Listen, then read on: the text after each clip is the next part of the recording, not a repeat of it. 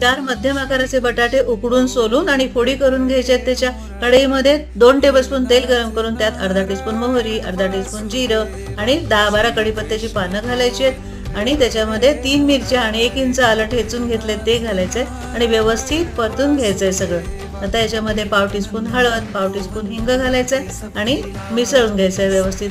आता आपण ज्या बटाट्याच्या फोडी केल्या आहेत त्या घालायच्या याच्यामध्ये आणि व्यवस्थित मिसळून घ्यायचे, परतायचंय सगळं। आता 2 मिनिटासाठी झाकून ठेवायची बारीक गॅसवर। 2 मिनिटांनी बघा कशी छान वाफ आली आहे, त्याला ढवळून घ्यायची व्यवस्थित। आता ओलं खोबरं थोडी कोथिंबीर घालायची आणि मिसळून घ्यायची भाजी। चवीप्रमाणे मीठ घालायचंय आणि मिसळून घ्यायचंय व्यवस्थित। अशी तयार झाली आपली बटाट्याची भाजी। आता बाउलमध्ये काढून घ्यायची भाजी आणि वरून कोथिंबीर आणि थोडं ओलं खोबरं घालायचंय। अशी आपली बिना कांदा लसणाची बटाट्याची भाजी तयार झाली आहे नैवेद्यासाठी।